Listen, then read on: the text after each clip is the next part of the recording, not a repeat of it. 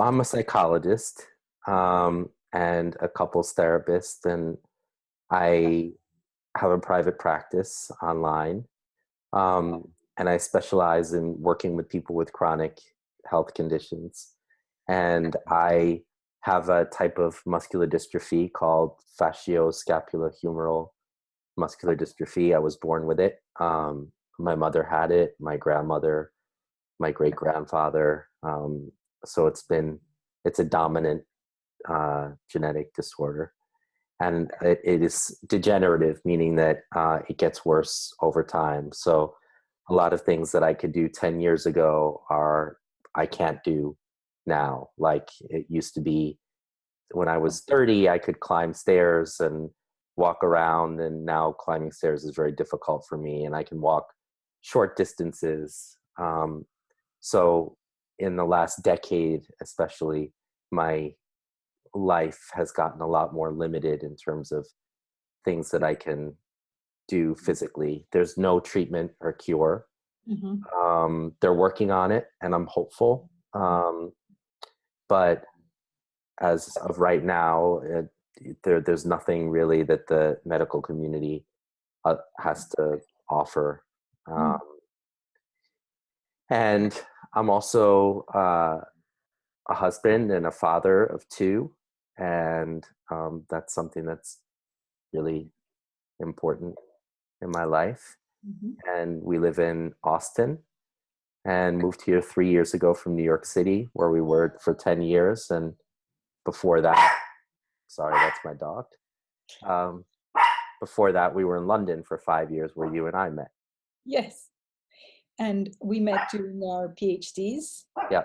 And we trained in parallels, and I am a transactional analyst. I became a psychotherapist in London, and I have a PhD in Psychoanalytic Studies. I'm a psychological researcher and a psychotherapist. I consider myself, at least until I came to the US, I was. And I work with cancer patients. And I forgot to say my name is Elvin. And so I'm a mom as well, and I'm a wife too. I have 2 kids like you, and I mainly work with cancer patients, and also people who are what we call somatizing. So these weird psychosomatic, mostly illnesses that doctors say, oh, it's stress related, or we don't know why your body is doing this, but it's a problem for that person. So some people might think that cancer is not a chronic illness, but with the developments in the medical field, we tend to live with cancer much longer than we used to, and sometimes there is what's called a cure. But the trick is, even if you get the cure, even if you're cleared of cancer, let's say after 5 years, and the analogy I used the other day was like, it's not like you leave your favorite parking spot and come back to finding it empty. Right. It just doesn't work that way. So the re-entry, as you call it, is into the life. It's not like that simple and straightforward.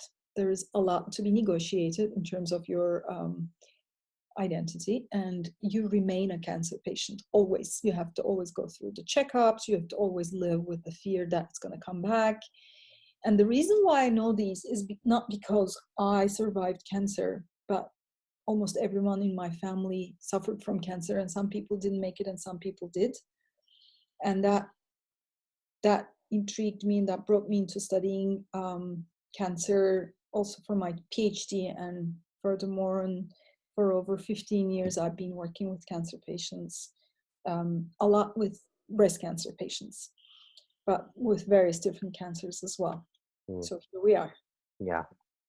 And because you live in Houston now with your family, we saw each other for the first time in about 10 years, and just decided that it just makes total sense for us to be.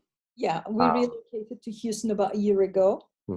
We were in London before, and originally from Turkey. And so yeah, and we talked about doing this together for people who are suffering from these kind of illnesses that we work with. So in the US, I work as a health coach or illness coach, if you like, but with people outside the US. I still work online as a psychotherapist. So we both have an online practice in that respect. Mm-hmm.